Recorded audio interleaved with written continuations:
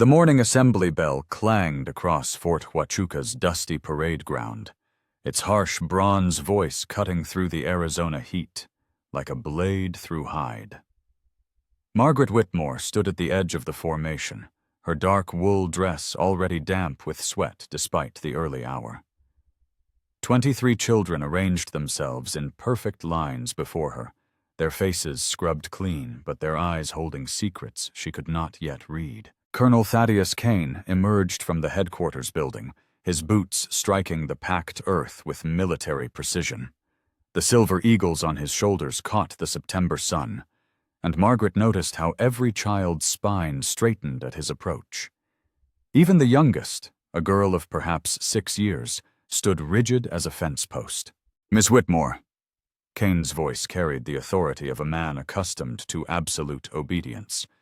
"You will find our educational standards here considerably more demanding than those soft Eastern establishments from which you've come. These children are being prepared for a harsh world, not coddled into weakness." Margaret's left hand trembled slightly, a condition that had plagued her since childhood, growing worse under stress. She clasped it firmly behind her back, meeting Kane's steel-gray gaze without flinching. "I understand completely, Colonel. Discipline and learning shall go hand in hand." "Indeed they shall." Kane gestured toward the formation. "You see before you the future of this territory.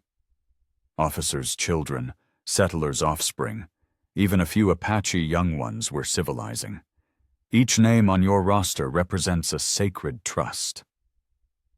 He paused, his eyes narrowing. "A trust that demands absolute accountability." The enrollment sheet in Margaret's other hand felt suddenly heavy.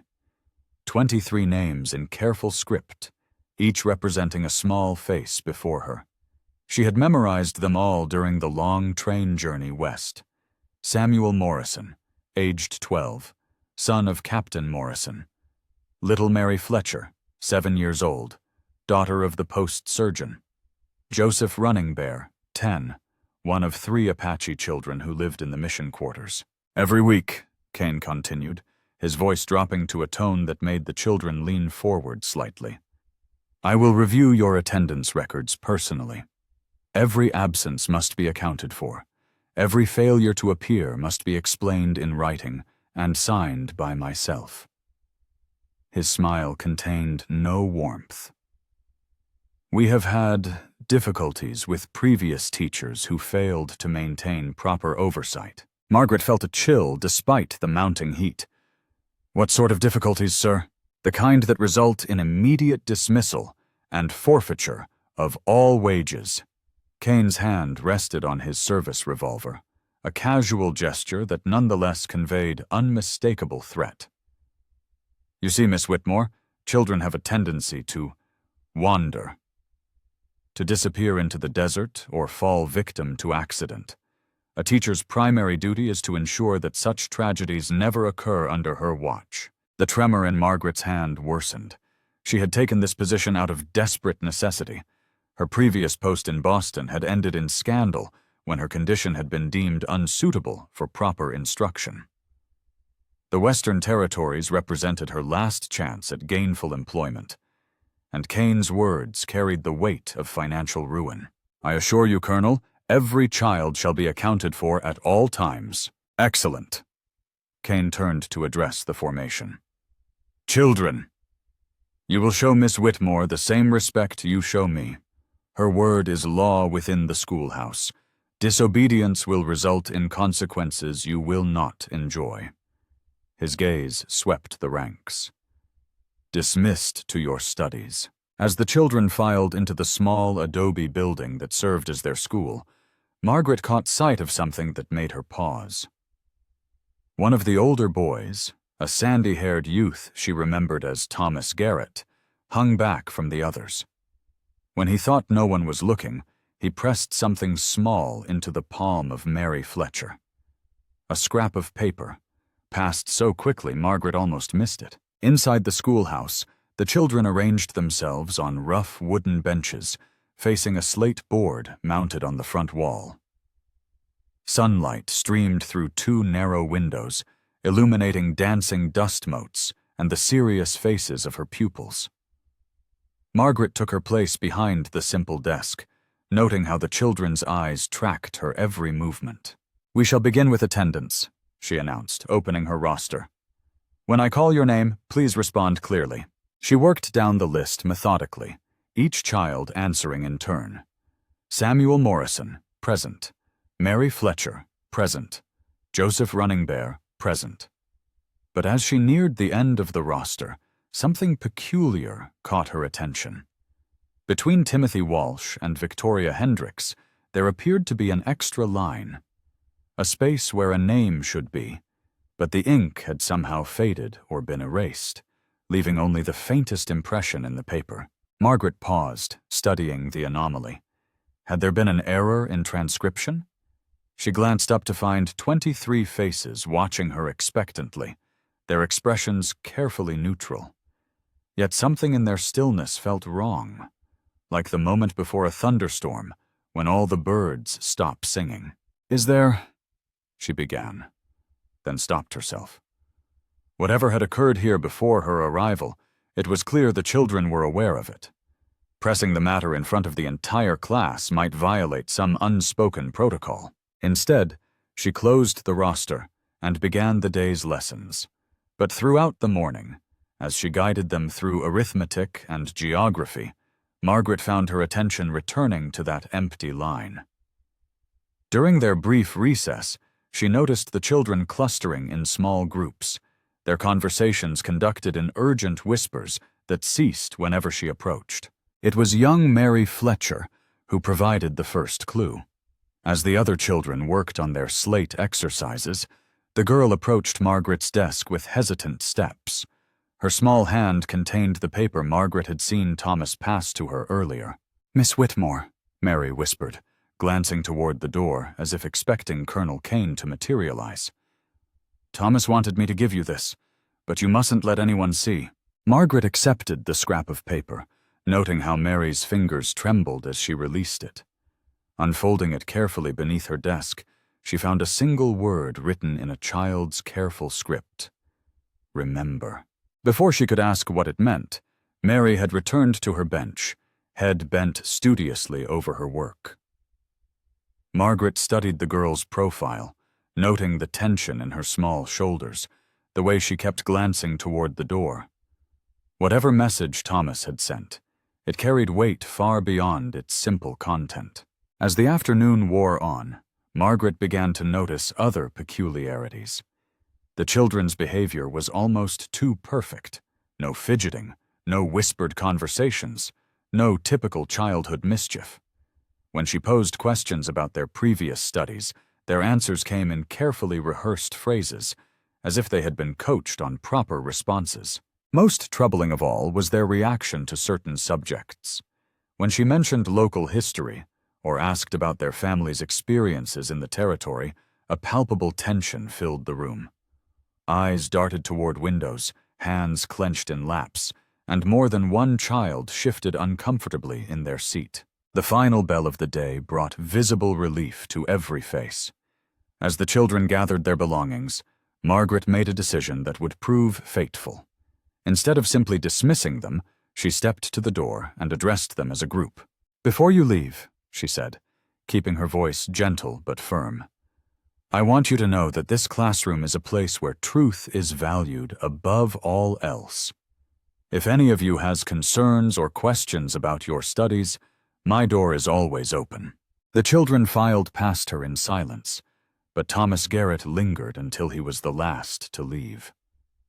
Standing just outside the doorway, he turned back to face her, his young face grave with adult worry. "Miss Whitmore," he said quietly, "some truths are dangerous here. Some questions get people sent away." He glanced around the empty parade ground, then back to her. "But if you're brave enough to remember, maybe things can be different this time." Before Margaret could respond, Thomas was gone, jogging across the dusty ground toward the officers' quarters. She stood in the doorway watching him go, his cryptic words echoing in her mind. The scrap of paper in her pocket seemed to burn against her fingers, its single word taking on new and ominous significance. As evening shadows stretched across the fort, Margaret remained at her desk, studying the enrollment roster by lamplight. The empty space between names drew her attention like a wound that refused to heal. She traced the faint impressions left in the paper, trying to make out what name might have been recorded there originally. Gradually, through careful examination and the right angle of light, she began to discern traces of letters. An R, perhaps, followed by what looked like an O and a B. But before she could make out more, the sound of approaching boots on the wooden porch outside made her quickly close the roster and straighten her papers. Colonel Kane appears in the doorway, his tall frame backlit by the last rays of sunset. "Working late, Miss Whitmore?" Admirable dedication. He stepped into the room, his presence seeming to fill the small space. "I trust your first day proceeded smoothly?" "Very smoothly, Colonel. The children are remarkably well behaved." Kane's smile held a cold satisfaction. "They understand the importance of proper conduct." Previous teachers sometimes struggled with discipline issues. He moved closer to her desk, his eyes taking in the papers scattered across its surface. "I hope you won't find such struggles necessary." Margaret felt the tremor beginning in her left hand again. She kept it pressed firmly against her thigh, hidden beneath the desk's edge. "I believe mutual respect and clear expectations will serve us well, indeed."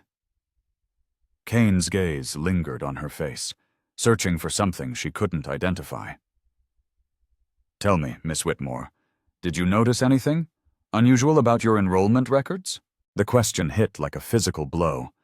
Margaret forced herself to meet his eyes steadily, though her heart hammered against her ribs. "Nothing whatsoever, sir." "Everything appears to be in perfect order." For a long moment, Kane studied her in silence. Then his smile returned, sharp as a blade. "Excellent. I'm pleased to hear it. Some teachers develop overactive imaginations about their paperwork. They begin to see things that aren't there, or worse, things that should remain unseen."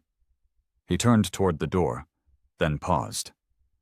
"Have a pleasant evening, Miss Whitmore. Tomorrow promises to be another educational day." After his footsteps faded into the night, Margaret sat in the gathering darkness, her hands shaking openly now. The Colonel's words carried an unmistakable threat, one that went far beyond simple disciplinary concerns. Something had happened to a child, perhaps more than one, and the evidence of it had been carefully erased from official records.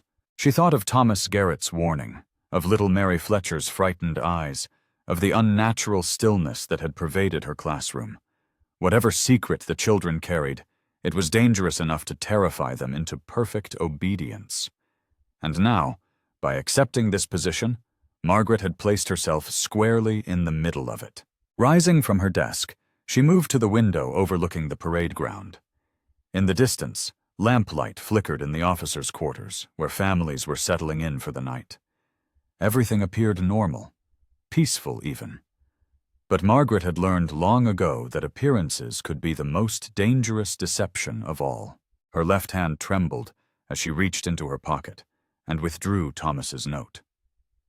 In the lamplight, the single word seemed to pulse with urgent meaning. Remember. But remember what? And more importantly, what terrible price had someone paid for forgetting? As she prepared to lock up the schoolhouse, Margaret made a silent vow.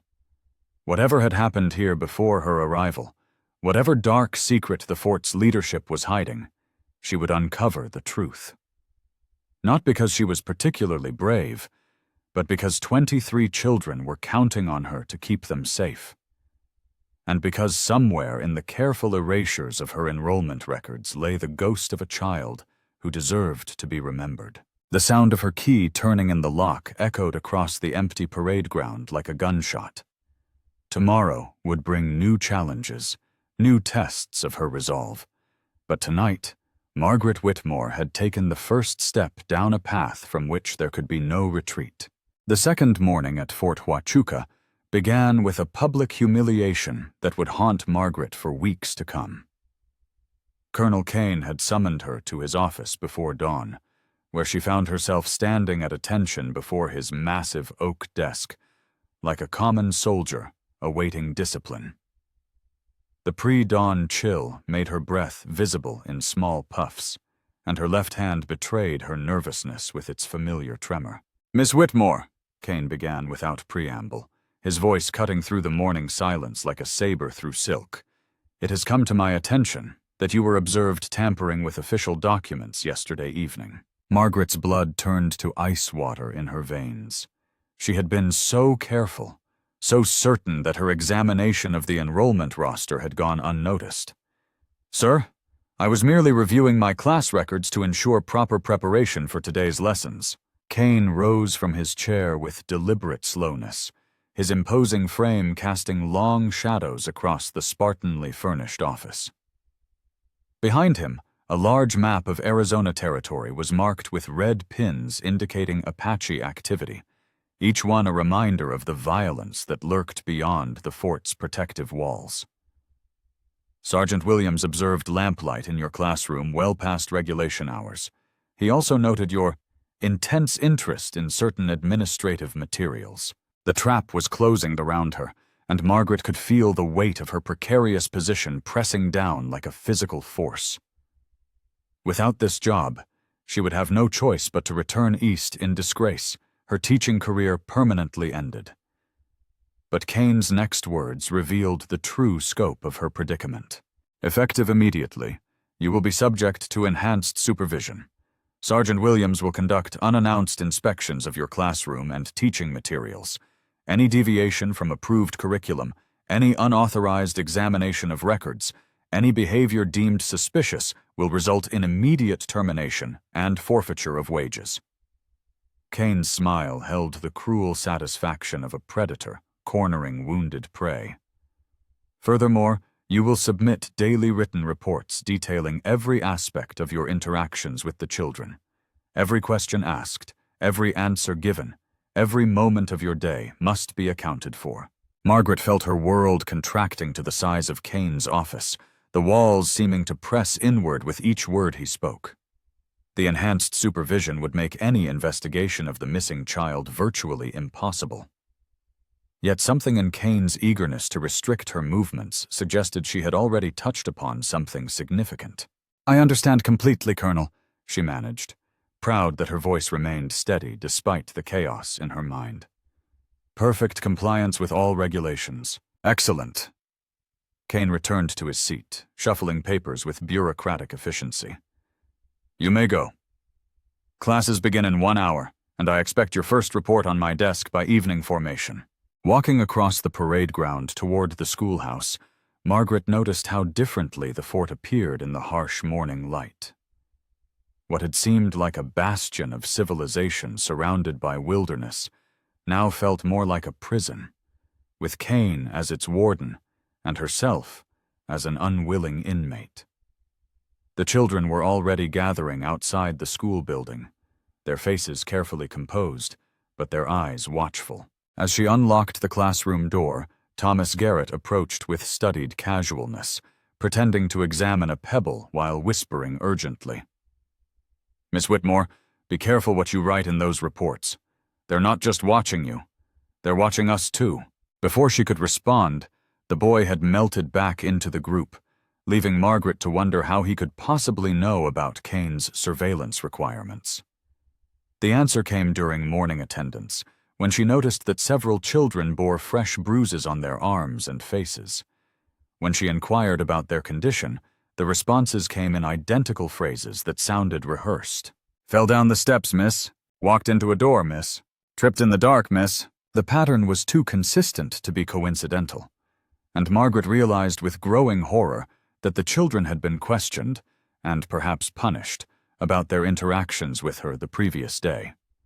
Her attempt to offer them a safe space for truth-telling had instead brought down retribution upon their small heads. The morning's first lesson provided an unexpected opportunity when Margaret discovered that the approved curriculum included a section on local geography and natural history. She had planned to use this as a pretext for gathering information about the fort's surroundings, but Kane's surveillance made such direct approaches impossible. Instead, she would need to employ more subtle methods. "Today we shall study the flora and fauna of the Sonoran Desert," she announced, moving to the slate board where she had prepared detailed drawings of various plant species. "Can anyone tell me what they know about the plants that grow near our fort?" Samuel Morrison, the captain's son, raised his hand tentatively. "The prickly pear cactus blooms yellow in spring, miss. My father says the Apache used to eat the fruit." "Excellent observation, Samuel. And where might one find the largest concentrations of prickly pear around Fort Huachuca?" The question seemed innocent enough, but Margaret noticed how several children exchanged quick glances before Samuel answered. "There's a big patch about a mile southeast of here, near the old wash. But we're not supposed to go there anymore." "And why is that?" Margaret kept her tone light, academically curious rather than probing. This time the silence stretched uncomfortably long. Finally, little Mary Fletcher spoke up, her voice barely above a whisper. "Because that's where the bad things happen."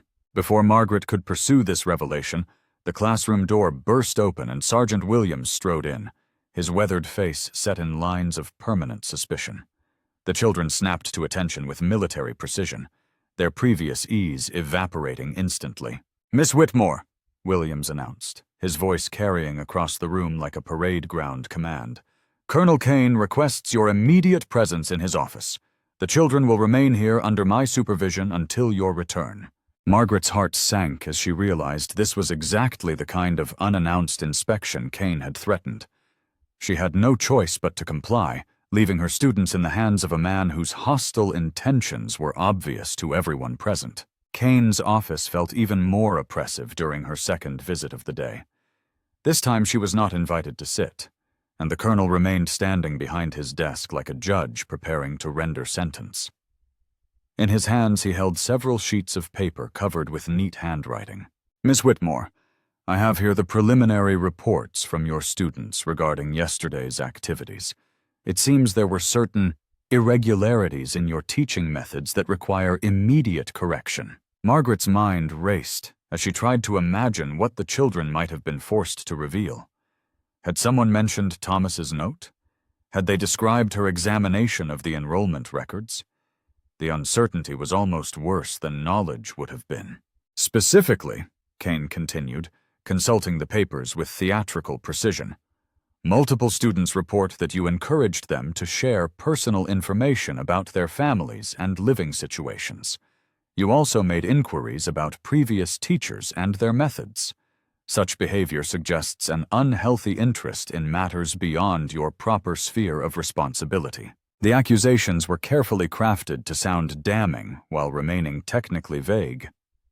Margaret realized that Kane was building a case for her dismissal, gathering evidence that could be interpreted as professional misconduct. Her only defense lay in finding a way to turn his own regulations against him. "Colonel, if I may," she said, grateful that her voice remained steady despite her racing pulse. "The territorial education standards specifically require teachers to understand their students' backgrounds in order to provide appropriate instruction. My inquiries were conducted in full compliance with those mandates." Kane's eyes narrowed at her response. Clearly he had expected her to crumble under pressure rather than cite regulatory authority. "Nevertheless, your methods have caused unnecessary distress among the children.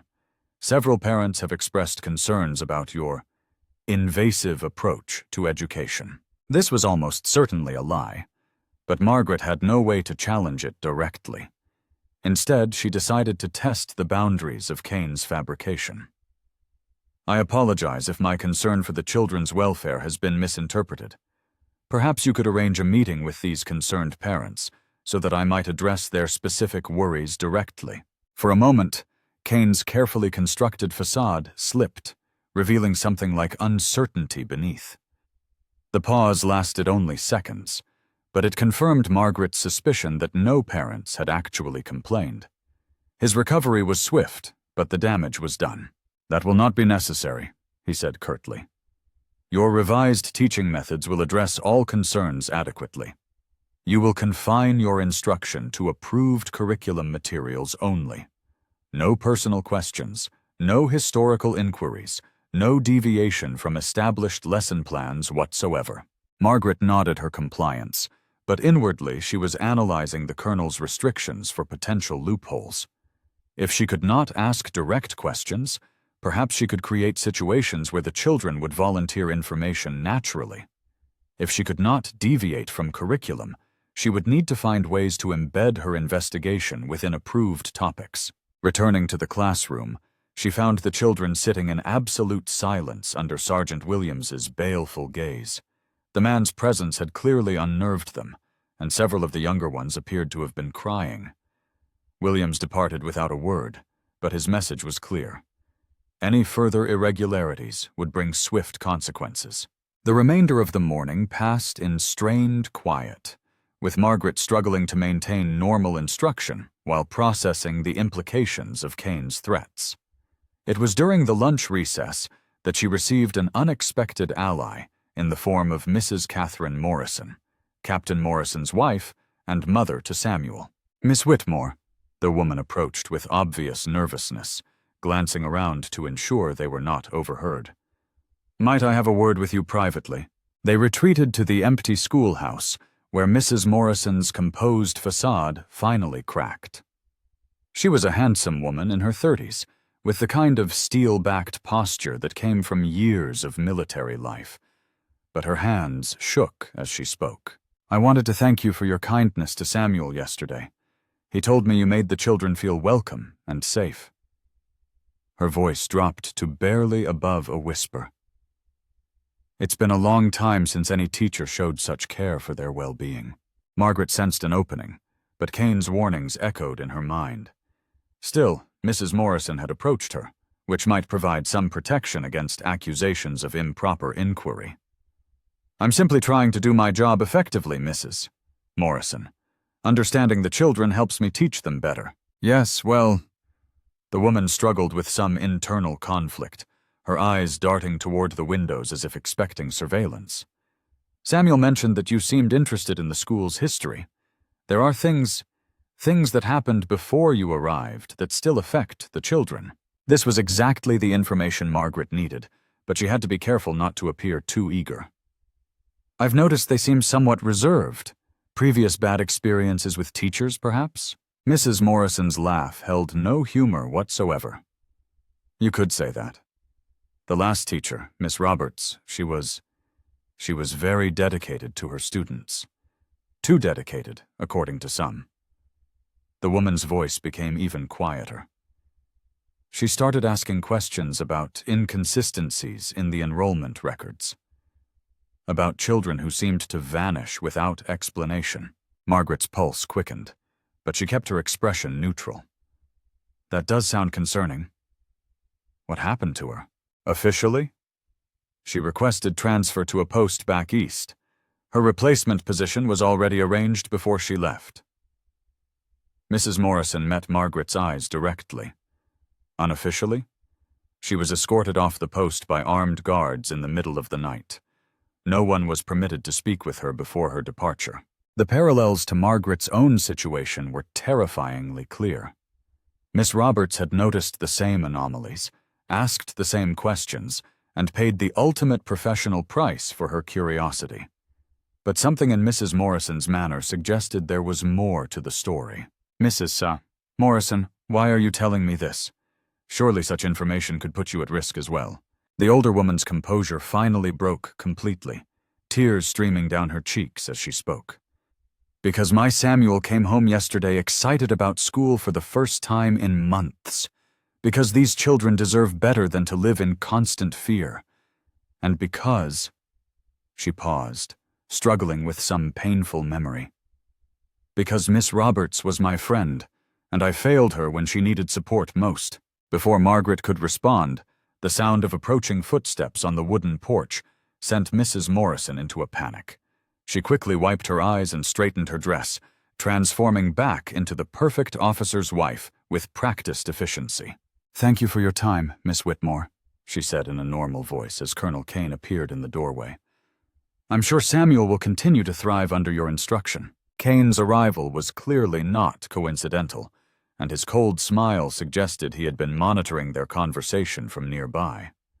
"Mrs. Morrison, how thoughtful of you to welcome our new teacher personally. I trust you found Miss Whitmore's methods appropriate?" "Completely appropriate, Colonel. She shows genuine care for the children's education."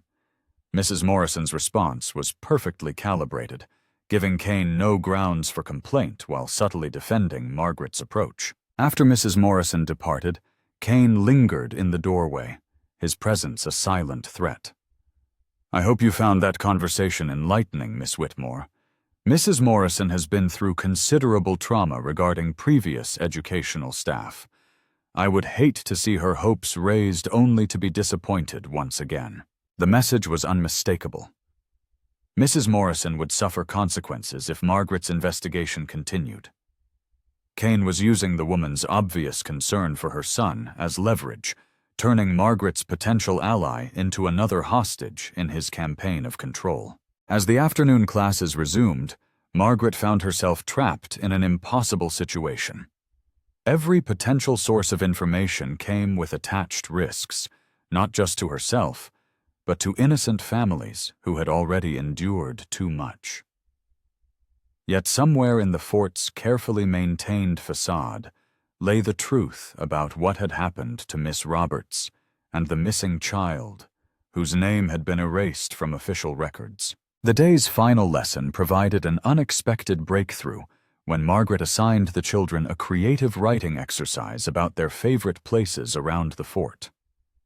She had chosen this topic carefully, hoping to gather geographical information without appearing to conduct improper inquiries. The results exceeded her expectations. Young Mary Fletcher wrote about the chapel where she liked to pray for all the children who went away. Timothy Walsh described his favorite hiding spot, where the grown-ups can't find you if you need to disappear. Most significantly, Joseph Runningbear's essay mentioned the place where the earth remembers what the papers forget. Each piece of writing contained cryptic references that seemed to point toward the same conclusion. The children knew exactly what had happened to their missing classmate, and they had developed their own methods of preserving the memory that adults were trying to erase. As the final bell rang and the children filed out for the day, Thomas Garrett once again lingered behind the others. This time, however, he did not approach Margaret directly. Instead, he deliberately knocked over the wastebasket near her desk, spilling its contents across the floor. As he bent to clean up the mess, he whispered urgently, "Tomorrow is Friday. That's when the bad things usually happen. Watch for the signal.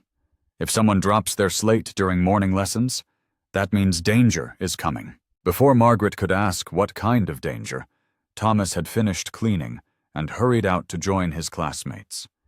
She stood alone in the empty classroom, surrounded by the detritus of a normal school day that felt increasingly surreal. Somewhere in the innocent chaos of spilled papers and broken chalk lay the pieces of a puzzle that could cost her everything to solve. That evening, as she prepared her daily report for Colonel Kane, Margaret faced a choice that would define the remainder of her time at Fort Huachuca. She could comply completely with his restrictions, teach only approved lessons, ask no questions, and hope to survive until a transfer opportunity arose. Or she could find ways to continue her investigation while appearing to submit to his authority. The memory of Mrs. Morrison's tears decided the matter. These children and their families had already sacrificed too much to Kane's obsession with control. If Margaret was to have any chance of uncovering the truth, she would need to become far more clever than she had ever been before. Her report to Kane was a masterpiece of misdirection, describing a day of perfectly routine instruction while omitting any mention of the revelations she had uncovered. As she wrote, Margaret began to understand that survival at Fort Huachuca would require her to become something she had never been before: a master of deception, fighting a covert war against an enemy who held all the conventional weapons of power. The tremor in her left hand had finally stilled, replaced by something far more dangerous, a steady determination that burned like a forge fire in her chest. Whatever had happened to Miss Roberts and the vanished child, Margaret would ensure it never happened again, even if it cost her everything she had left to lose. Friday morning arrived with an ominous stillness that seemed to press against the fort's adobe walls like a living thing. Margaret had spent the previous night poring over her students' creative writing assignments, searching for patterns in their cryptic references to disappearances and hidden places. The children's words painted a picture of systematic terror disguised as military discipline, but the full scope of Kane's control remained frustratingly elusive. The morning assembly took place under a sky the color of old brass, with heat mirages already dancing on the horizon despite the early hour. As Margaret watched her students form their usual perfect lines, she noticed an unusual tension in their postures. Several of the older children kept glancing toward the headquarters building, while the younger ones huddled closer together than normal. Colonel Kane emerged from his office with deliberate ceremony, flanked by Sergeant Williams and two other enlisted men Margaret didn't recognize. The additional military presence sent a chill through her, despite the mounting desert heat, and she noticed how the children's shoulders drew together like small animals sensing a predator's approach. "Miss Whitmore," Kane's voice carried across the parade ground with unusual formality. "Today marks an important milestone in our educational program. We will be conducting a special assessment to ensure all students are meeting territorial standards for academic and behavioral compliance." Margaret felt her stomach clench with foreboding. In her experience, unscheduled assessments rarely served educational purposes. "What form will this assessment take, Colonel?" Kane's smile held the sharp edges of broken glass. "Each student will be called individually to demonstrate their knowledge before a review board consisting of myself, Sergeant Williams, and Captain Morrison. We will evaluate not only their academic progress, but their understanding of proper conduct and loyalty to fort regulations." The trap was elegant in its simplicity.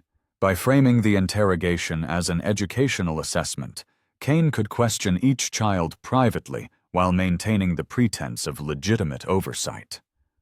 Margaret realized with growing horror that this was how he had likely pressured the children into providing reports about her activities. Any child who failed to give satisfactory answers could be removed from school entirely, effectively silencing potential witnesses. "Sir, if I may suggest conducting these assessments in the classroom where the children might feel more comfortable." "That will not be necessary," Kane cut her off with cold finality. "The headquarters conference room provides a more appropriate setting for formal evaluation. You will continue with regular instruction for those students not currently being assessed." As the formation dispersed, Thomas Garrett caught Margaret's eye for just an instant.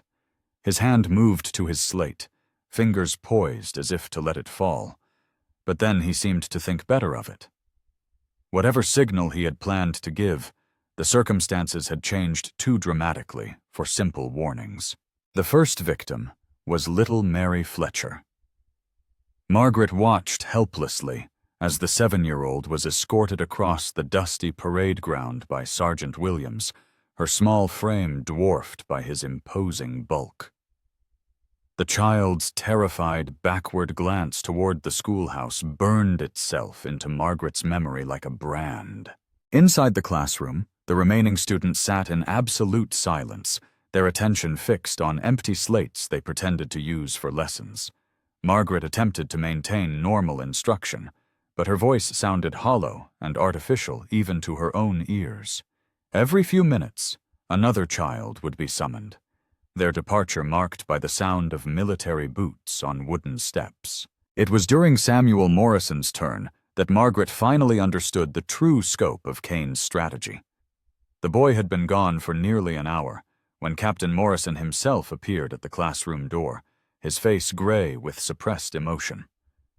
Behind him came Samuel, walking with the careful gait of someone trying not to cry.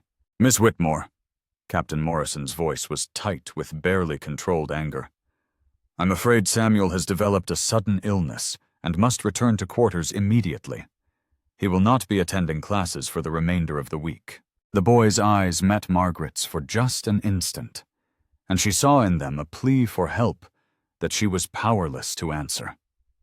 Whatever had transpired in that conference room had broken something fundamental in Samuel's spirit, leaving behind only fear and the terrible understanding that even his father's rank could not protect him from Cain's authority. As the morning progressed, a pattern emerged that chilled Margaret to her bones. Children were being returned to the classroom in various states of distress, then quickly removed by their parents under pretenses of illness or family emergencies. By noon, only 12 students remained from her original class of 23. The assault on her remaining students came during the lunch recess. Margaret had noticed Joseph Running Bear, sitting alone near the schoolhouse wall, his usual stoic demeanor cracked by whatever pressure had been applied during his assessment. When she approached to offer comfort, she found the boy staring at something carved into the adobe wall that she had never noticed before. There, scratched into the mud brick with what must have been a knife or sharp stone, were a series of small marks. At first glance, they appeared to be random scratches, but closer examination revealed a deliberate pattern. Names. Dozens of them, carved in letters so small and faded they were nearly invisible unless one knew where to look. "My sister's name is there," Joseph whispered, his finger tracing one of the faint inscriptions. "She was in the school 2 years ago. One day she was here, the next day she was gone. My parents were told she had been sent to relatives in New Mexico for better opportunities." Margaret's blood turned to ice as the implications struck her. This wasn't about a single missing child. It was about a systematic pattern of disappearances spanning years. The enrollment records hadn't been corrected due to clerical error. They had been deliberately altered to hide an ongoing atrocity. "Joseph," she whispered urgently, "how many children have disappeared?" The boy's dark eyes held depths of pain no child should carry. "I don't know exactly. But the wall remembers them all, even when the papers don't." He stood suddenly, his composure cracking entirely. "They made me promise not to tell anyone about the names. They said if I talked, my little brother would be sent away too." Before Margaret could respond, Sergeant Williams appeared around the corner of the building, his presence sending Joseph scurrying back toward the other children with obvious terror.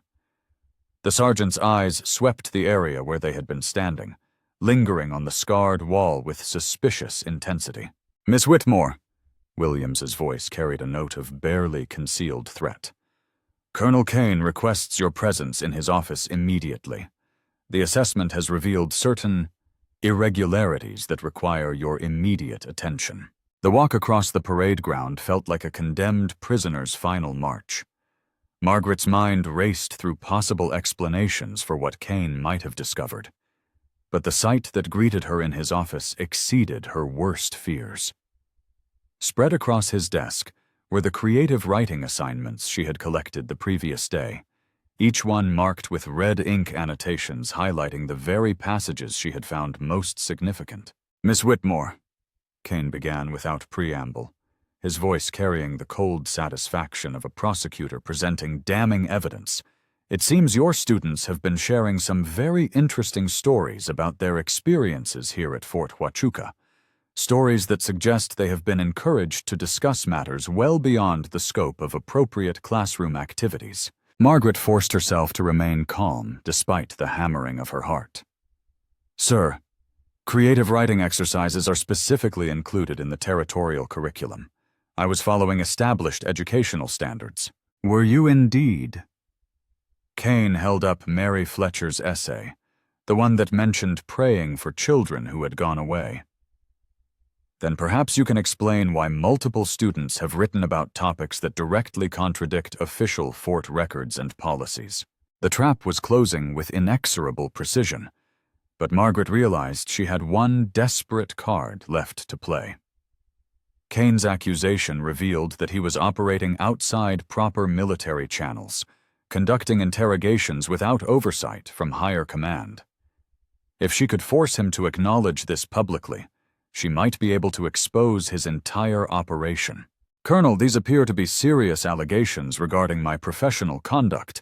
I believe territorial education law requires that such charges be reviewed by a formal board, including civilian oversight. I would like to request that proper procedures be followed." Kane's mask slipped entirely, revealing the ruthless predator beneath his military facade. "Miss Whitmore, you seem to be under the mistaken impression that civilian oversight applies to military installations in active conflict zones. I am the sole authority for all educational matters within this fort, and my decisions are final and absolute." The admission was exactly what Margaret had hoped to provoke. Kane had just confirmed that he was operating without proper authorization, conducting his reign of terror through intimidation rather than legitimate authority. But even as she recognized this advantage, she understood that knowledge without power to act upon it was merely another form of helplessness. "I understand completely, sir," she said, injecting her voice with the appropriate tone of submission, while her mind continued to work furiously.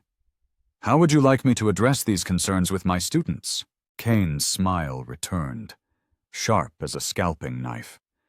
"You will not be addressing anything with your students, Miss Whitmore. Effective immediately, you are relieved of teaching duties pending a full investigation into your methods and loyalties.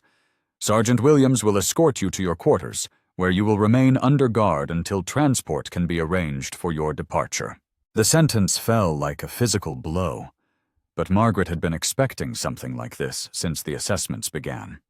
What she hadn't anticipated was the sound that suddenly echoed across the fort, the urgent clanging of the emergency bell that signaled Apache raids or other imminent danger. Kane's head snapped toward the window, his attention momentarily diverted from Margaret's disgrace. Through the glass, she could see soldiers running toward defensive positions, while civilians hurried their children toward the safety of interior buildings. But there was something wrong with the response pattern, something that didn't match the organized chaos of a genuine alert. "Sir!" Sergeant Williams burst through the office door without ceremony. "We have a situation." The bell rope has been cut, and several of the children from the school are missing from their quarters. Margaret's heart leaped with sudden understanding. This was no Apache raid. It was a carefully orchestrated diversion created by her students. While Kane had been interrogating them and threatening their families, the children had been planning their own form of resistance. Kane's face contorted with rage as the implications struck him. "Find them. Search every building, every hiding place, and double the guard on Miss Whitmore. If she has encouraged this insubordination, she'll answer for it personally." As Williams rushed to implement the search, Margaret allowed herself a moment of fierce pride in her students' courage. They had recognized that conventional adult authority offered no protection, so they had taken matters into their own small hands. Whatever they were planning, it demonstrated a level of organization and determination that spoke volumes about the true nature of life at Fort Huachuca. The remainder of the afternoon passed in a blur of shouted orders, running soldiers, and frantic searches. Margaret was confined to Kane's office under armed guard, but the activity visible through the windows told its own story. The missing children had vanished as completely as their disappeared predecessors, but this time it was by their own choice rather than Kane's design. As evening shadows lengthened across the parade ground, Kane returned to his office with barely controlled fury etched across his features. His uniform was dusty from participating personally in the search, and his usual composed facade had crumbled entirely. "They're gone!" he snarled, collapsing into his chair with obvious exhaustion. 11 children vanished without a trace. No tracks, no witnesses, nothing. His eyes fixed on Margaret with naked hatred. "This is your doing, you interfering Eastern witch. You've poisoned their minds against proper authority." Margaret met his gaze steadily, feeling a strange sense of calm despite her desperate circumstances.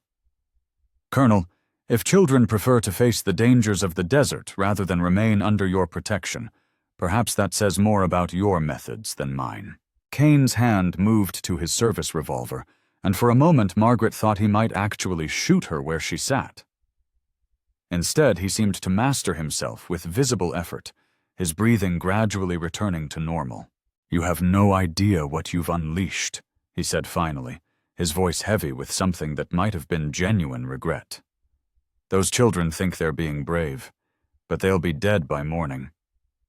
Apache bands, wild animals, exposure. The desert doesn't care about their noble intentions." For the first time since meeting Kane, Margaret heard something approaching honest emotion in his voice. Behind the cruelty and authoritarian control lay what might once have been genuine concern for the children's welfare.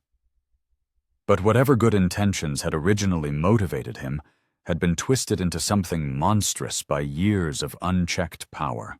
"Then help me bring them back safely," she said quietly. "Call off your investigation, promise them protection, and they'll return willingly." Kane's laugh held no humor whatsoever. "Protection? Miss Whitmore, there is no protection out here except absolute obedience to military authority. These children have chosen chaos over order, sentiment over survival. Their fate is sealed by their own foolish choices." As night fell over Fort Huachuca, Margaret found herself locked in her assigned quarters with a guard posted outside her door. Through her small window, she could see search parties departing the fort with torches and lanterns, their lights disappearing into the vast darkness of the surrounding desert. Somewhere in that hostile wilderness, 11 children were making a desperate gamble with their lives, rather than submit to Kane's version of safety. Margaret had no way of knowing whether they would survive until dawn, but their courage had accomplished something her careful investigation could not. It had forced Kane to reveal the true nature of his authority and the price of resistance. The tremor in her left hand had returned with devastating intensity, but this time it felt less like weakness than like barely contained energy seeking release. Tomorrow would bring either tragedy or triumph, but tonight Margaret Whitmore had learned that sometimes the only way to fight overwhelming power was to refuse to be defeated by it. Outside her window, the desert held its breath, waiting to see whether courage or fear would write the final chapter of her student's story. Dawn broke over Fort Huachuca with the pale light of Judgment Day, casting long shadows across the parade ground where search parties had assembled throughout the night. Margaret pressed her face to the small window of her quarters, watching through the iron bars as soldiers prepared for what Colonel Kane had grimly announced would be a recovery mission rather than a rescue operation. The 11 missing children had been in the desert for nearly 18 hours, and Kane's predictions about their survival prospects grew more dire with each passing minute. The sound of her door being unlocked came with military precision, followed by Sergeant Williams's gruff command to dress quickly and report to the colonel's office. Margaret's guard during the night had been a young corporal who seemed almost apologetic about his duty, but Williams carried the harsh authority of a man following orders he thoroughly endorsed. "Move along, miss," Williams growled as he escorted her across the dusty ground. "Colonel's got something special planned for you this morning." Kane's office had been transformed into a military command post, with maps spread across every available surface and officers clustered around discussing search patterns and tactical approaches. The colonel himself stood at the center of it all, like a general preparing for battle, his bearing erect despite the obvious strain of the sleepless night. "Miss Whitmore," Kane's voice cut through the military chatter like a blade through silk. "I trust you slept well while those children you inspired faced their first night alone in hostile territory." The accusation hit like a physical blow, but Margaret forced herself to meet his gaze without flinching. Around the room, other officers watched the confrontation with obvious interest, and she realized that Kane was staging this encounter for maximum dramatic effect. "Sir, my only inspiration to those children was the belief that education should serve truth rather than fear." Kane's smile held the cold satisfaction of a prosecutor presenting his closing argument. "Truth, Miss Whitmore. Then let me share some truths with you. He gestured toward the largest map, where red circles marked the locations of previous Apache attacks. In the past 2 years, 17 civilians have been killed within 10 miles of this fort. 5 of them were children who wandered beyond our protective perimeter. The statistics struck the assembled officers like physical blows, and Margaret saw several men exchange meaningful glances. Whatever Kane's other failings, his warnings about desert dangers were apparently well-founded in brutal experience. Furthermore, Kane continued, warming to his theme, we have confirmed Apache sign less than 5 miles from the fort as of yesterday evening.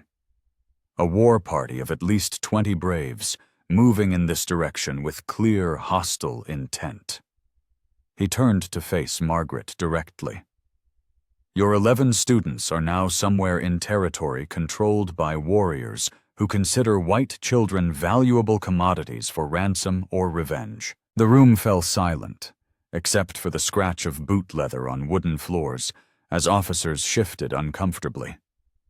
Margaret felt the weight of their judgment pressing down upon her like a physical force, but something in Kane's presentation struck her as too convenient, too perfectly crafted to support his narrative. Colonel, she said carefully, if Apache warriors are indeed active in the area, shouldn't our primary concern be organizing proper rescue efforts rather than assigning blame?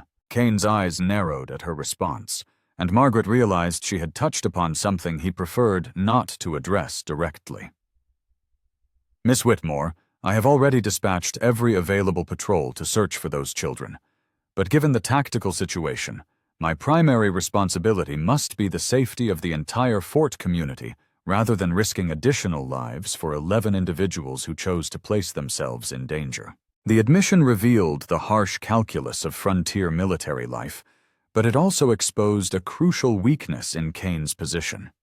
If he was truly concerned about Apache threats, why had he devoted so much energy to interrogating school children rather than focusing on legitimate defensive preparations? Before Margaret could pursue this line of reasoning, a commotion outside the office interrupted the tense confrontation.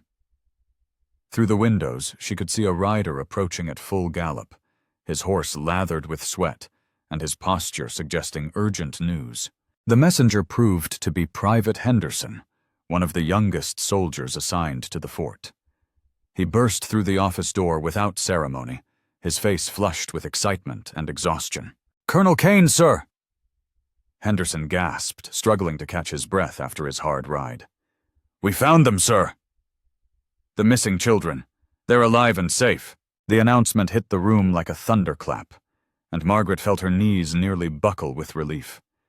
Whatever ordeal her students had endured, they had survived their desperate gamble with the desert. "Where?" Kane's voice was sharp with what might have been either relief or disappointment.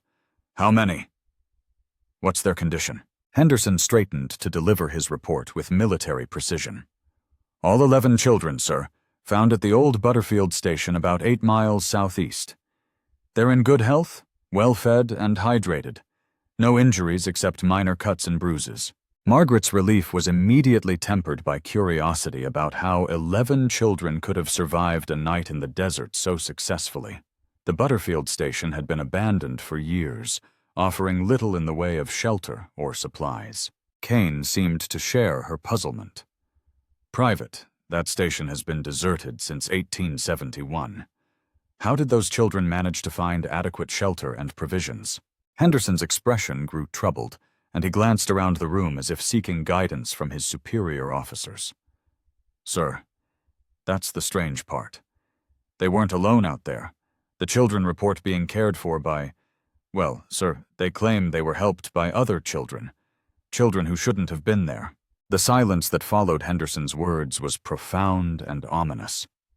Margaret watched Kane's face cycle through a series of expressions: confusion, recognition, and finally a kind of terrible understanding that drained the color from his weathered features. "What children?" Kane's voice had dropped to barely above a whisper. "Describe them exactly." Henderson consulted a small notebook, his hands trembling slightly as he read. The missing students described at least 6 other children, ranging in age from maybe 8 to 14 years old. They knew details about the fort, about specific families and incidents. But, sir... He paused, clearly struggling with what he had to report. According to our records, all of these children have been transferred to other posts or returned to relatives over the past 2 years. Margaret felt the world shift beneath her feet as the implications struck home. The disappeared children, the ones whose names had been erased from enrollment records, were not dead or relocated as Kane had claimed. They were alive, hidden somewhere in the desert, surviving through their own resourcefulness and mutual support. Kane's reaction confirmed her worst suspicions.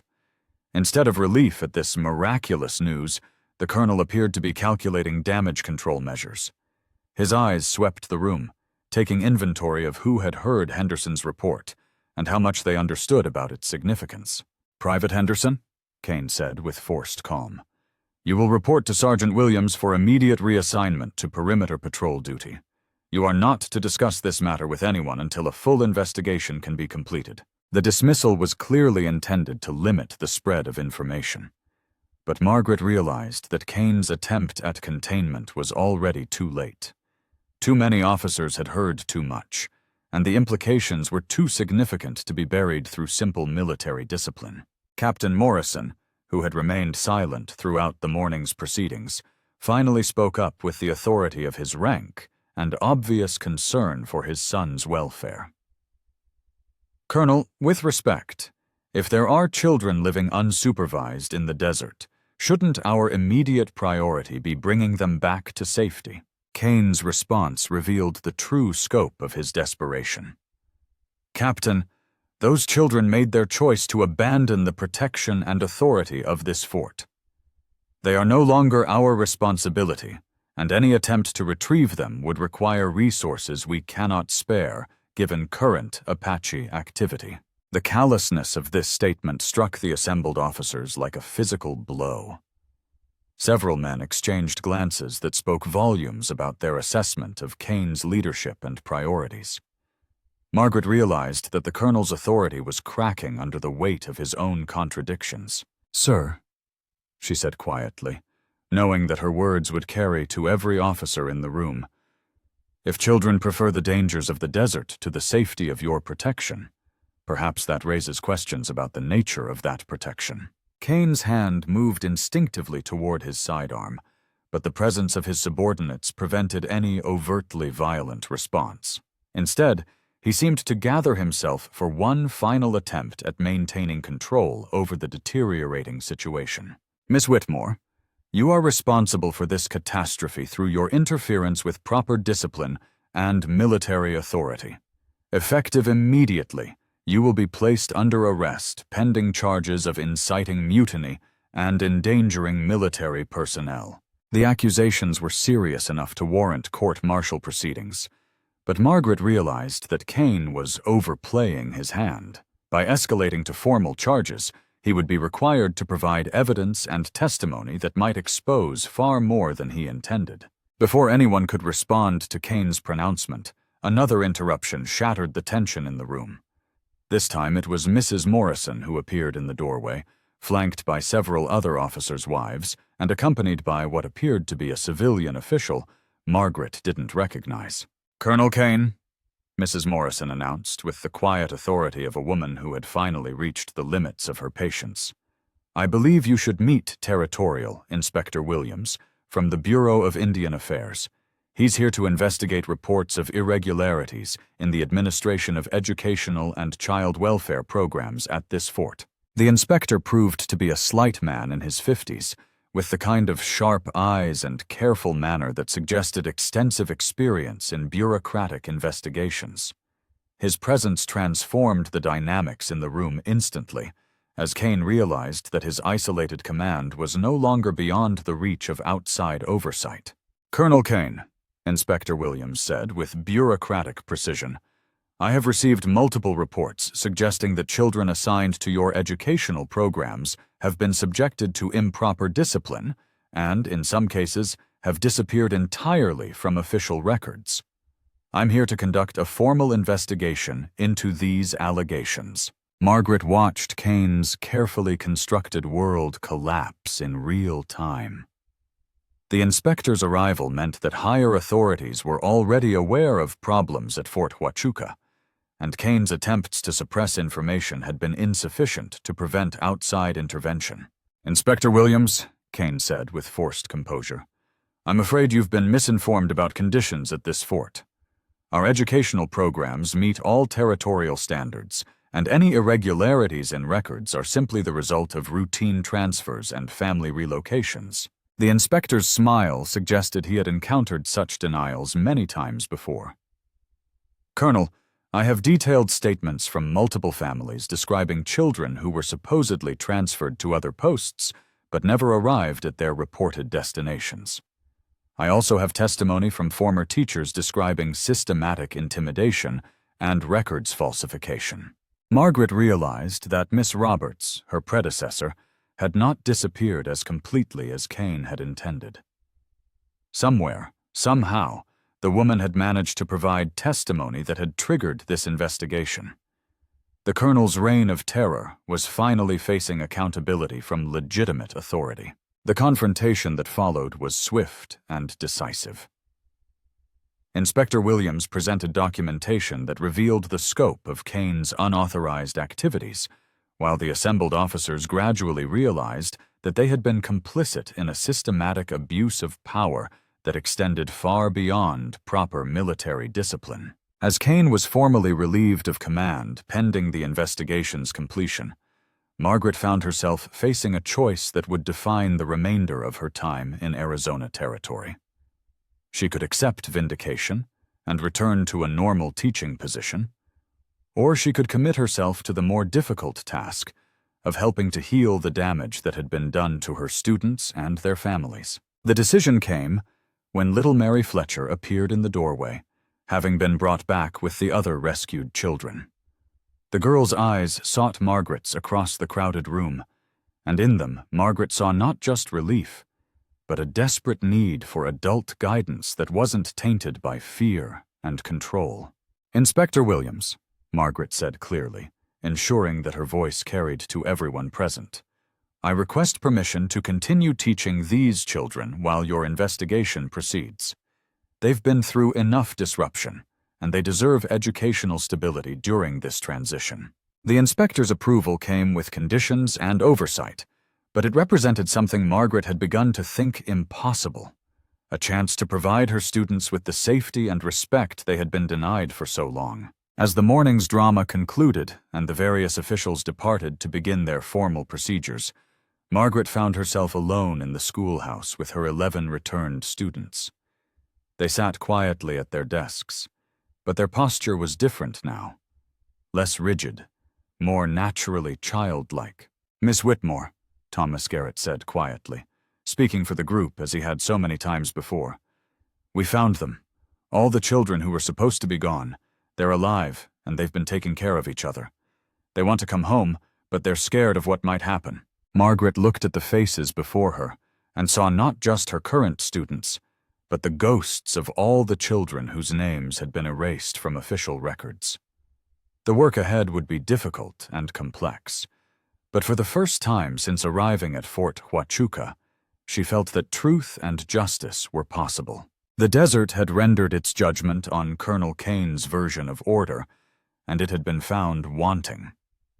Now it was time to build something better from the wreckage of his authoritarian control. The autumn sun cast long shadows across the parade ground of Fort Huachuca, as Margaret prepared for what would prove to be the most challenging day of her teaching career. 3 weeks had passed since Inspector Williams's arrival and Colonel Kane's removal from command, but the psychological wounds left by years of systematic abuse would require far more time to heal than bureaucratic investigations to complete. Under the temporary command of Major Davidson, the fort had begun the delicate process of reuniting families with children who had been living as fugitives in the desert. The old Butterfield station had yielded 17 survivors.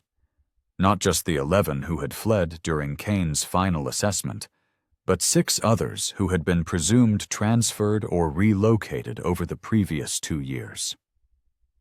Their stories painted a picture of resourcefulness and mutual support that both inspired and horrified the adults charged with their care. Margaret stood before her expanded classroom, now housing 28 students whose ages ranged from 6 to 15.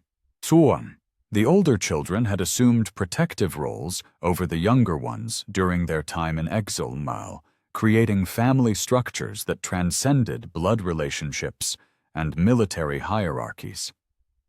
Reintegrating them into conventional educational frameworks while respecting the bonds they had forged would require every ounce of wisdom and patience she possessed. "Good morning, children," Margaret began, noting how naturally the returned exiles had integrated with those who had never fled. "Today, we're going to discuss something that affects all of us, how we build communities that protect and nurture everyone within them." The lesson had been approved by Inspector Williams as part of a therapeutic approach to education designed to help the children process their traumatic experiences while developing healthier models of social organization. But Margaret knew that the real work would happen in the spaces between official curriculum, in the moments when trust could be rebuilt and truth could finally be spoken freely. Samuel Morrison raised his hand tentatively, his confidence still fragile after his ordeal during Kane's assessments. "Miss Whitmore, when we were in the desert, we had rules too, but they were different rules, ones that kept us safe instead of making us afraid." Margaret nodded encouragingly, recognizing this as exactly the kind of discussion that needed to happen. "Can you tell us about those rules, Samuel?" The boy glanced around at his classmates, seeking permission from the informal leaders among the returned exiles. Joseph Running Bear, now acknowledged as something of an elder statesman despite his 10 years, gave a slight nod of approval. "We promised to always tell the truth to each other," Samuel continued, his voice growing stronger. "And we promised that no one would be punished for asking questions or making mistakes. And most important, we promised that no one would ever be abandoned, no matter what." Margaret felt tears prick her eyes at the simple wisdom contained in those childhood vows. In their desperation, these young people had instinctively created the kind of community that the adults around them had failed to provide, one based on mutual support rather than authoritarian control. "Those sound like excellent rules," she said carefully. "How do you think we might adapt them for our classroom here at the fort?" The discussion that followed was unlike anything Margaret had experienced in her years as an educator. The children spoke with a maturity born of genuine hardship, but also with a hope that had been nearly destroyed by Kane's regime.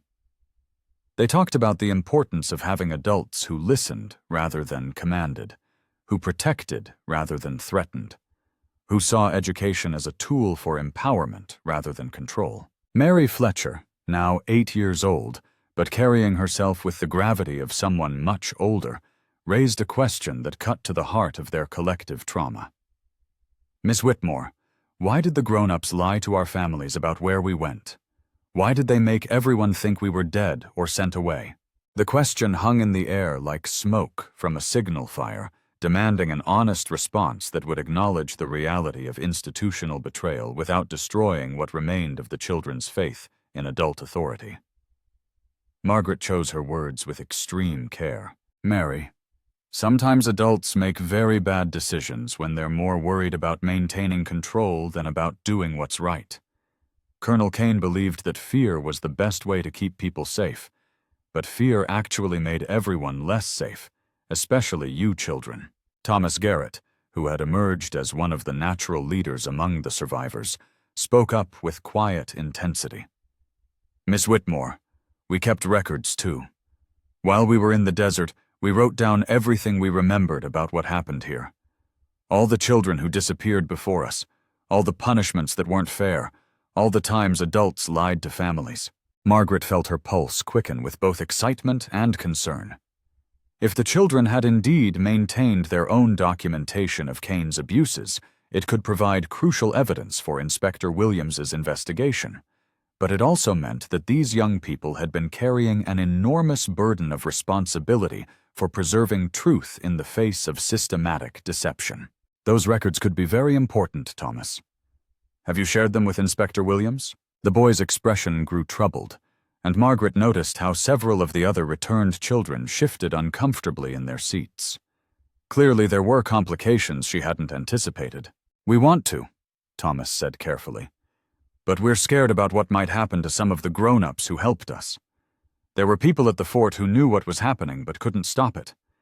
They tried to help in small ways, and we don't want them to get in trouble for not doing more. Margaret began to understand the ethical complexity that these children had been grappling with during their exil. They had witnessed not just Cain's cruelty, but also the painful compromises made by adults who lacked the power or courage to resist his authority directly. Their desire to protect these flawed allies demonstrated a level of moral sophistication that many adults never achieved. That's a very grown-up concern, Thomas. Perhaps we could work together to find ways to share your information that focus on stopping bad behavior without punishing people who were trying to do their best in difficult circumstances. The suggestion seemed to ease some of the tension in the room, and Margaret made a mental note to discuss this issue with Inspector Williams privately. The investigation needed the children's testimony, but it also needed to be conducted in ways that honored their complex understanding of the moral landscape they had navigated. As the morning progressed, Margaret found herself repeatedly impressed by the resilience and wisdom her students had developed during their ordeal. But she also noticed signs of trauma that would require professional attention. Nightmares and startle responses among the younger children, hypervigilance, and protective instincts among the older ones that sometimes manifested as aggressive behavior toward perceived threats. The most challenging case proved to be Rebecca Martinez, a 12-year-old whose family had been told she had been sent to relatives in California. Rebecca had been among the first to flee Cain's regime, and her time in the desert had left her with a deep mistrust of all adult authority, including Margaret's attempts to provide safety and structure. During the lunch recess, Rebecca approached Margaret's desk with the wary caution of a wild animal testing the intentions of a potential predator. "Miss Whitmore," she said quietly, "the other kids say you're different from the teachers who were here before. But how do we know you won't change when things get difficult?" The question struck to the heart of Margaret's own uncertainties about her role in this traumatized community. She had no guarantees to offer, no promises that wouldn't sound hollow in light of the betrayals these children had already experienced. "Rebecca, I can't promise that I'll never make mistakes, or that difficult situations won't test all of us, but I can promise that I'll never deliberately hurt you or lie to you, and that if I do make mistakes, I'll listen when you tell me about them and try to do better." Rebecca studied Margaret's face with the intensity of someone who had learned to read adult expressions for signs of deception or danger. Whatever she saw there seemed to satisfy some internal test, because her posture relaxed slightly. "The other kids have been talking about whether we should show you the place where we hid our records. It's not just papers. We carved some things into rocks, and we buried other things in places where only we know how to find them." Rebecca paused, weighing her next words carefully. "If we show you, will you promise that you won't tell the grown-ups where to find everything unless we say it's okay?" Margaret recognized this as a crucial moment in building trust with these traumatized children. They were offering to share their most precious secrets, the evidence that could ensure justice for their suffering, but only if she agreed to let them maintain control over how that information was used. "Rebecca, I promise that I won't reveal any locations or details without your permission and the permission of the other children who helped create those records. You've been protecting each other and preserving the truth for a long time. You should have the final say about how that truth is shared." The girl's smile was the first genuinely relaxed expression Margaret had seen from any of the returned exiles. It was a reminder that beneath their premature wisdom and hard-earned survival skills, these were still children who needed to feel some measure of agency and control over their own stories. That afternoon brought an unexpected development when Inspector Williams requested a private meeting with Margaret in the temporary headquarters that had been established following Kane's removal. The inspector's expression was grave, and Margaret sensed that significant developments had occurred behind the scenes. "Miss Whitmore," Williams began without preamble, "I've received word from Territorial Headquarters regarding Colonel Kane's case. The evidence we've gathered here has prompted investigations at 3 other military installations where Kane previously served. It appears that his methods were not unique to Fort Huachuca." Margaret felt her stomach clench with the implications. If Kane had been systematically abusing his authority at multiple posts over a period of years, how many other children had suffered under his version of military discipline? "Furthermore," Williams continued, "we've discovered that Kane's superiors were aware of complaints about his methods but chose to transfer him, rather than address the underlying problems.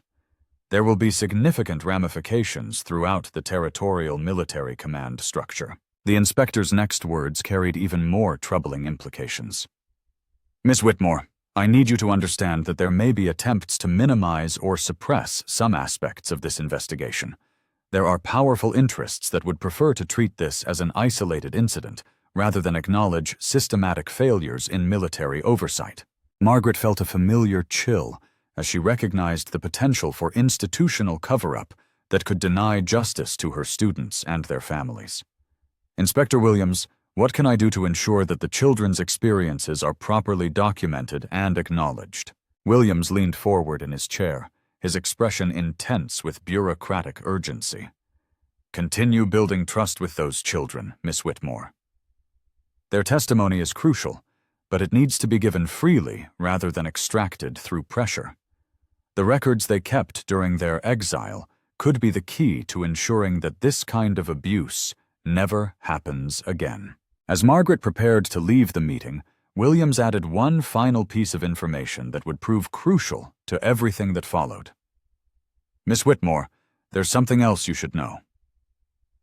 Your predecessor, Miss Roberts, didn't just disappear as Kane claimed.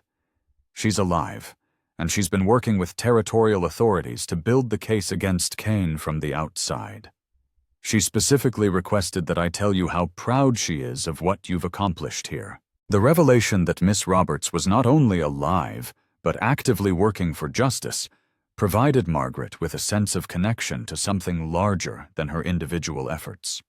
She was part of a chain of educators and advocates who refused to accept that children should suffer in silence for the convenience of adult authority.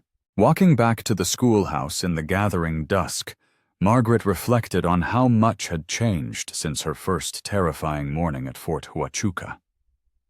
The tremor in her left hand, which had once been a source of shame and vulnerability, now felt like a barometer of her emotional investment in her students' welfare.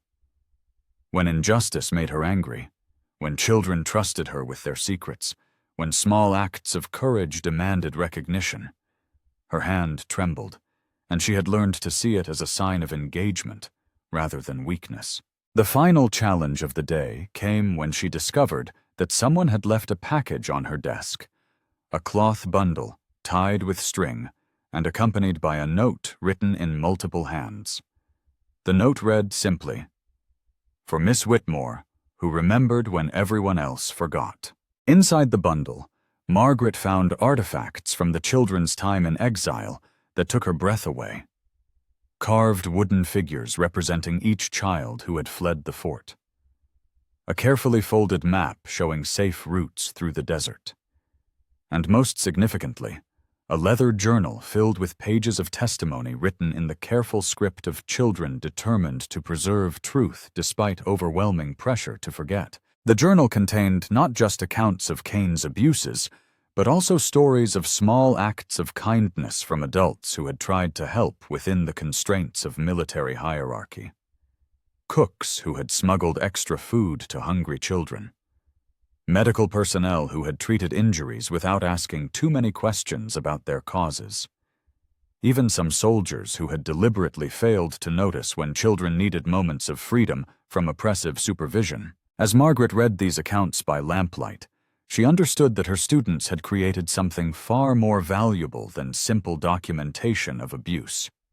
They had preserved a nuanced understanding of moral complexity that recognized the difference between those who actively perpetrated harm and those who passively perpetrated harm, who struggled to do good within an unjust system. The journal's final entry was written in Thomas Garrett's careful hand.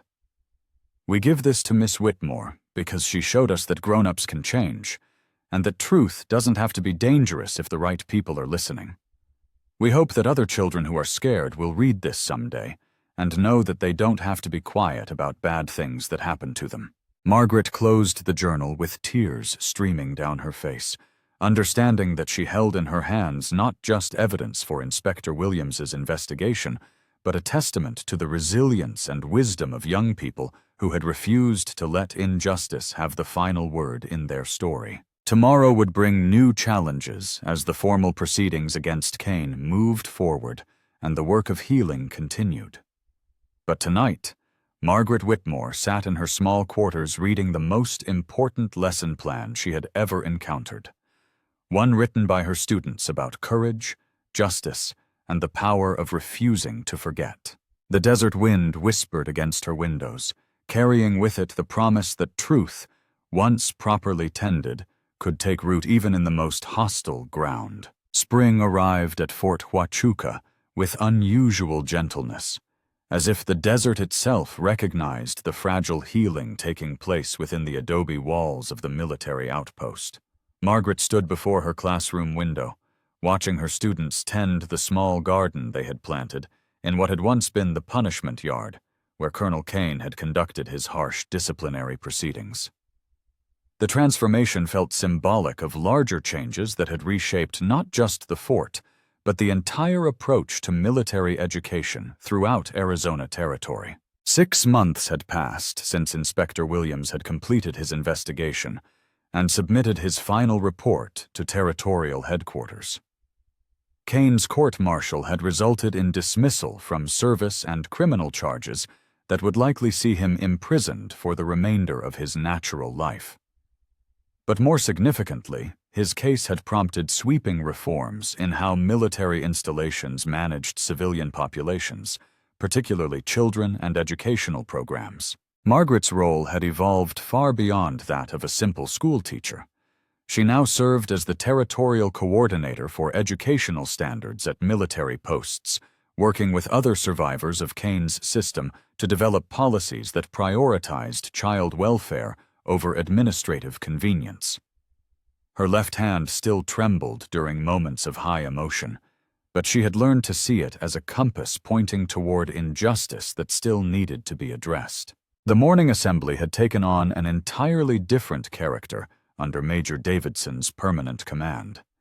Instead of rigid formations and public intimidation, children now gathered in informal groups, while adults provided gentle guidance and genuine safety.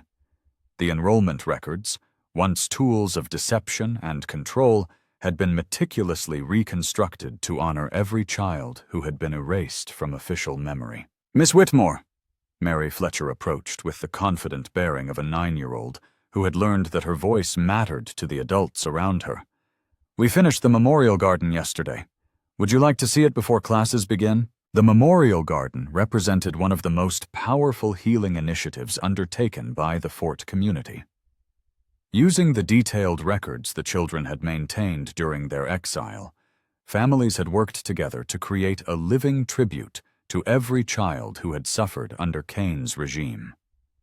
Each plant, each stone, each carefully crafted element told a story of survival and remembrance. Margaret followed Mary through the courtyard to a space that had once housed Kane's interrogation rooms. The transformation was breathtaking. Native desert plants created natural borders around carefully tended plots where flowers and vegetables grew in abundance.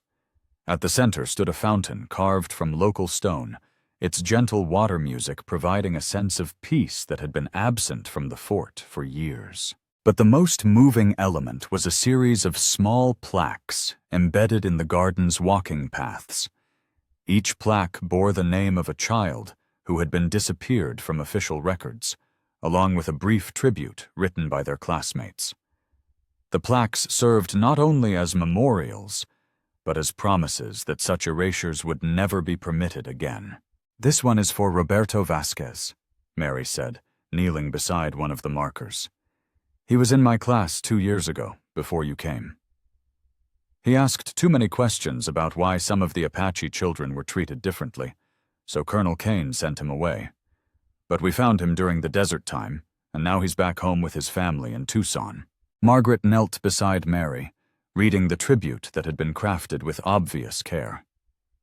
"Roberto taught us that questions are not dangerous, only the people who fear them are dangerous." The simple words carried a wisdom that many adults spent lifetimes learning to understand. As they walked through the garden, Margaret was struck by how the children had used this space to process not just their trauma, but their understanding of justice and healing.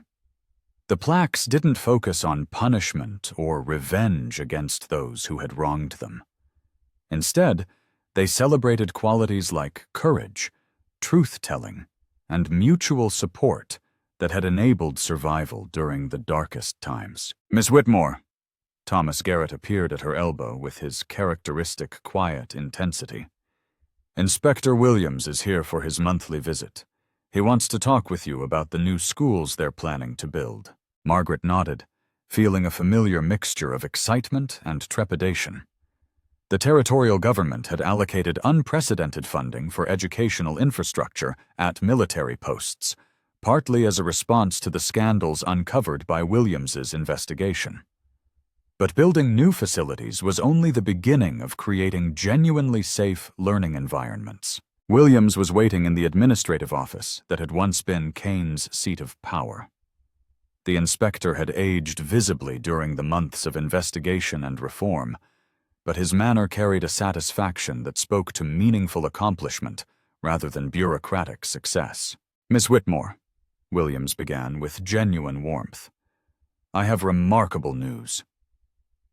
The territorial legislature has approved funding for 5 new educational facilities at military installations, each designed according to the principles you've helped develop here. More importantly, they've established oversight mechanisms to ensure that what happened under Kane's command can never occur again." The news represented vindication for everything Margaret and her students had endured, but she had learned to be cautious about celebrating bureaucratic victories before seeing their practical implementation. "Inspector Williams, what safeguards have been established to ensure that these oversight mechanisms aren't simply bypassed by commanders who prefer the old methods?" Williams smiled at her skepticism, recognizing the hard-won wisdom behind her question.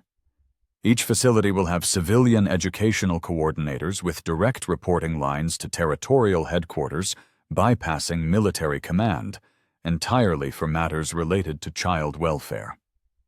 Additionally, student representatives will serve on oversight committees with real authority to raise concerns about adult behavior." The concept of giving children formal roles in monitoring adult conduct was revolutionary, and Margaret felt a surge of pride at how far the conversation had progressed from Kane's authoritarian model.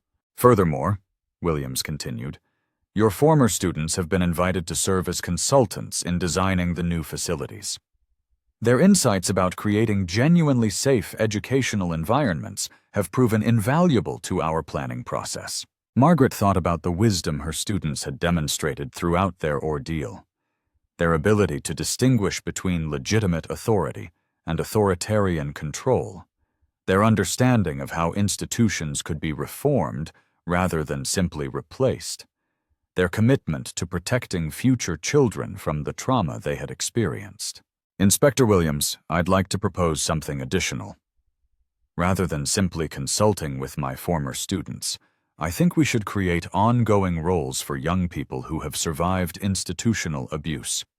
They could serve as advocates for current students, helping to identify problems before they escalate to crisis levels." The inspector's expression grew thoughtful as he considered the implications of Margaret's suggestion. "You're proposing to institutionalize the kind of peer protection networks that your students created naturally during their time in the desert." "Exactly. They proved that children are capable of sophisticated moral reasoning and mutual support when given the opportunity. Instead of treating those capabilities as emergency responses to adult failure, we should build them into our normal educational structures. Their conversation was interrupted by a knock on the office door. Samuel Morrison entered with the confident bearing of a young person who had learned that his opinions were valued by the adults around him. "Miss Whitmore, excuse me for interrupting, but we've been discussing something important in class, and we'd like your guidance." Samuel paused, gathering his thoughts with obvious care. "We've been reading about other places where children have been treated badly by grown-ups in authority. Schools and orphanages and other places where adults were supposed to protect kids but didn't." Margaret felt her pulse quicken with both pride and concern. Her students had clearly been expanding their understanding of institutional abuse beyond their own experiences, which demonstrated remarkable intellectual growth, but also suggested they were grappling with disturbing realities about the wider world. "What kind of guidance are you seeking, Samuel?" The boy's expression grew intense with the moral seriousness that had become characteristic of the fort's children since their ordeal. "We want to know if there are ways we can help children in other places who might be going through what we went through. We have knowledge now about how to survive and how to fight back, and we think maybe we should share it." Margaret exchanged glances with Inspector Williams, recognizing that her students were proposing to transform their traumatic experiences into tools for helping others. The idea was both inspiring and potentially dangerous, as it could expose them to additional trauma while placing enormous responsibility on young shoulders. "Samuel, that's a very generous and brave idea, but helping other children in crisis requires careful planning and adult support. It's not something you should take on by yourselves." Williams leaned forward in his chair, his bureaucratic mind clearly working through the implications of the boy's proposal. "Samuel, what if we created formal programs where young people who have survived institutional abuse could work with trained adults to provide support and advocacy for children in similar situations? You could share your knowledge while having proper supervision and emotional support." Samuel's face lit up with excitement at the inspector's suggestion. "That would be perfect! We could teach other kids about keeping records and staying together, and not believing grown-ups who say that bad treatment is for their own good." As Samuel hurried back to share this news with his classmates, Margaret reflected on how profoundly her students had been changed by their experiences. They had developed not just survival skills, but a sense of social responsibility that many adults never achieved. Their desire to help others demonstrated that trauma, when properly processed and supported, could become a source of strength rather than permanent damage. The remainder of the day brought a series of small moments that illustrated how completely the culture of Fort Huachuca had been transformed. During arithmetic lessons, children felt free to ask questions without fear of being labeled insubordinate. During recess, adults provided guidance without resorting to threats or intimidation. During the evening meal, families gathered in the mess hall with genuine relaxation rather than the tense vigilance that had characterized Kane's regime. But the most significant change was visible in the way children interacted with authority figures. They had learned to distinguish between adults who deserved respect and those who demanded submission.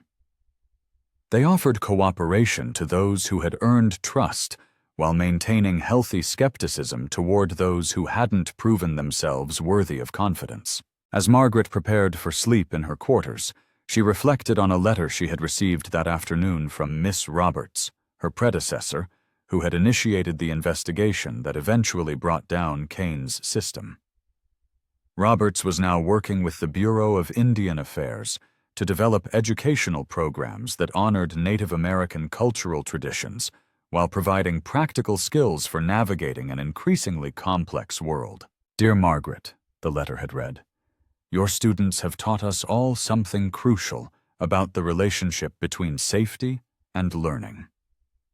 Children cannot develop their full potential in environments dominated by fear, but they can achieve remarkable things when given genuine protection and respect. The policies being implemented because of your courage will protect thousands of children we may never meet. Thank you for refusing to accept that institutional cruelty was inevitable." Margaret's left hand trembled as she reread those words, but the tremor felt different now, less like weakness than like the vibration of a tuning fork responding to truth. She had learned that her physical condition, once a source of shame, could serve as an indicator of when situations required her full attention and advocacy. The final entry in her journal that night captured the essence of what had been accomplished at Fort Huachuca. "We have proven that institutions built on fear and control are not only morally wrong, but practically ineffective. Children learn better, families thrive more, and communities grow stronger when authority serves protection rather than domination." The work of transformation is never finished, but it is always possible when enough people decide that justice matters more than convenience. Outside her window, the desert night was filled with the gentle sounds of a community at peace with itself. Tomorrow would bring new challenges as the reforms spread to other installations and the work of healing continued.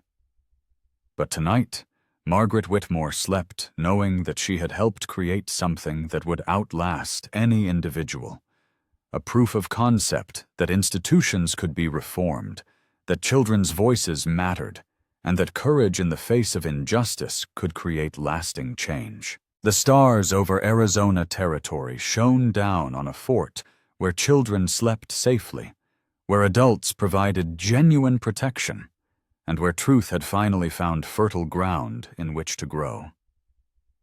It was, Margaret reflected in her final moments of consciousness, exactly the kind of legacy worth trembling for.